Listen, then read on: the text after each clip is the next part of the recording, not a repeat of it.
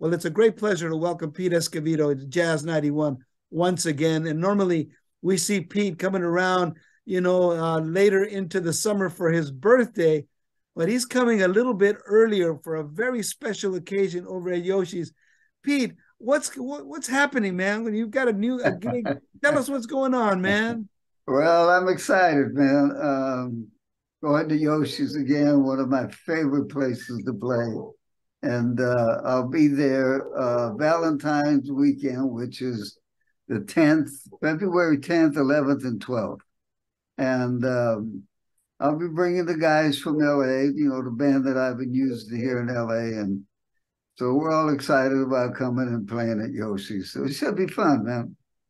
But really, it's a special occasion because this is your retirement tour, man. And honestly, Pete, I just never really imagined Pete saying he was going to hang up the timbales sticks. You know what I mean? Well, you know what, Chuy? It's been a kind of like a work in progress because for the last couple of years, I had a little health issues, and I'm still not actually really 100% like I used to be. And I noticed that sometimes it just gets to be a little too much for me if I perform all the time. So I've been kind of taking things a little slower and just winding down. And then I talked about it with the family and the kids. Of course, they don't want me to retire. They want me to keep going because they're going to lose their job if when I retire. But yeah, it's come to that point, I figured, well, this coming July, I'll be 88. And when you get to be 88, things get a little slower, you know what I mean? And it's kind of gotten that way for me. So I don't want to be up there not able to play good, not able to give the people what they come to hear and see, because I don't want people paying money to come and see me play. I'm not at my best. So I always want to leave with knowing that I did my best. I've had such a great career. What a blessing. I feel I'm so blessed for what I accomplished and from where I came from a poor little kid in Oakland, on the wrong side of the tracks, and just, was able to do a lot of things, playing, painting, writing a book, and traveling all over the world, playing with great musicians. It's been a wonderful journey, and if I could do it again, I sure would. But I have to say, Pete, that for me, one of the greatest moments that really did my heart good was when you were honored by President Barack Obama. Yeah, when you went to the White House. Went to the White House, man. I said, this is something that, that's a very special thing, because you're being honored, man, by, the country that you embraced, man, Yeah, you know what, Chuy? It was really, really something, because it brought back a memory, and I tell this every once in a while, that when we walked out of the room after we left and met the president and his wife and everything, and we walked out, and I looked at Sheila and I said, Sheila, do you realize how important this is in our lives, that we were able to be here at the White House and meet the president and his wife, Michelle? And I remember when we used to play up at the Lucky Lion in Oakland, up on the hill, and we would finish the gig, and there was a quarter-pound hamburger place there, and we would go there, and we could only buy one hamburger and split it, one milkshake and split it. And I'm saying, this is a long ways from the lucky lion, you know what I mean? That we just left meeting the president and his wife. It was quite a thrill. Yeah. Well, I tell you, but I have so many great memories, man, of, my experiences, with Pete Escovedo and the Escovedo family. For me, first time I saw you play was at Winterland with Azteca Oh, yeah. in a show that included Malo and Tito Puente, and it was just magnificent. And then Yeah. perhaps one of the most heartfelt experiences was when I was in the Army. I was stationed in Germany, and I was, a long way from home, man. And I was in Germany for about over 2 years, man, So I Yeah. hadn't been home. And you came and you played with Santana in Nuremberg, man. Yes, I remember that. And Yeah. all of us went down there. I remember I ran to the front of that big old stadium, man, in the stage. I go, I'm from the Bay Area. Yeah, that was, yeah, traveling. And well, that was one of my great times of playing with Carlos and the band and being able to travel all over the world. And we had a lot of fun. It was a great time. The music was always great. The musicians were great that he had in the band. He always had good musicians. And so it was fun. It was fun going on the road.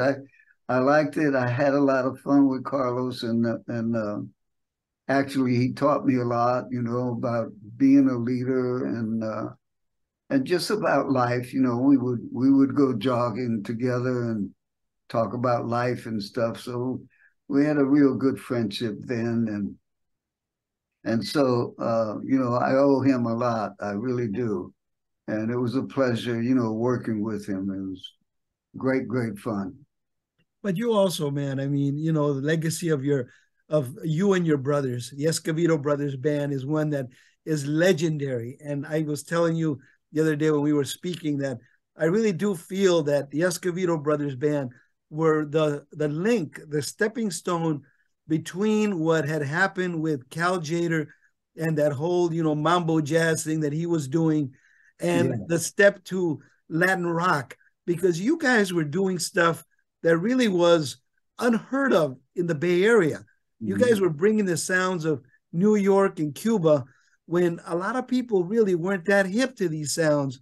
And I mean, having your brothers there with you, Pete, that must have been, something that had a lot of camaraderie, bro. Something that love Oh, of yeah, family, yeah. man.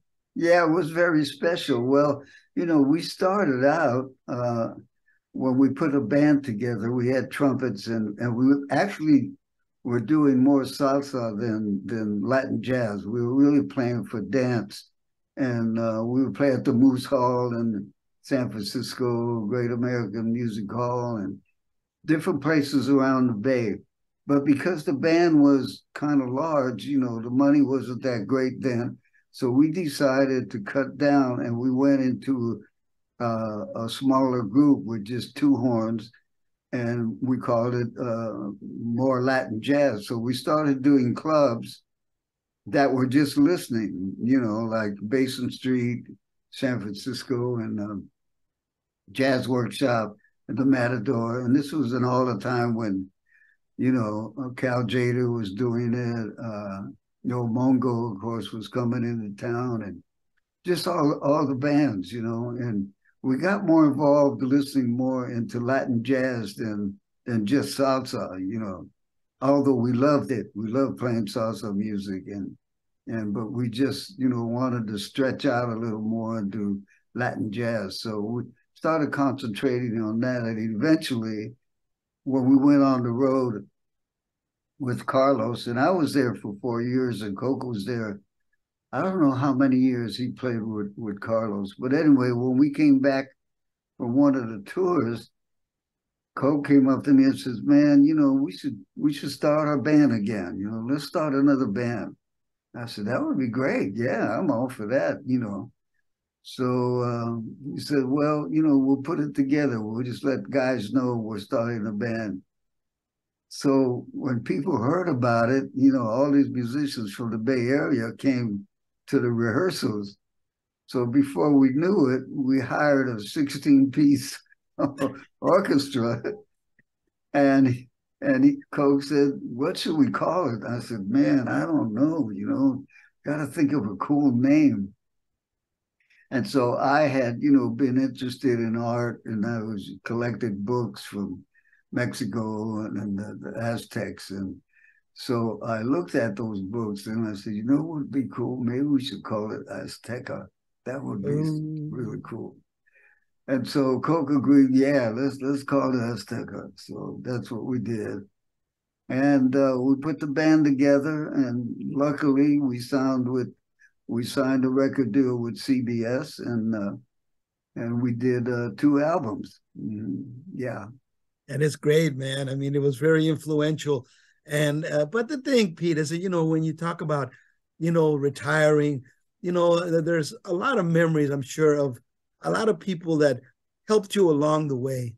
And perhaps there's some of those key figures that really gave Pete Escovedo, that motivation to be, a professional musician.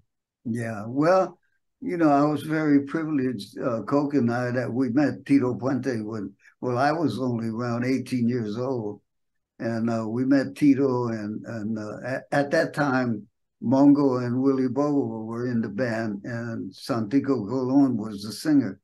And we met all those guys, and man, they just became so friendly with us. So we would have them over to our house for dinner and talk about music, and became very close. And every time Tito came to town, we would get together. And once when we were with Azteca, when we were with Santana, we took Carlos over to the Corso Ballroom in New York City when we were over there, and he got to meet all the guys too and stuff. And Carlos took a real interest in Tito also. But yeah, meeting him, and then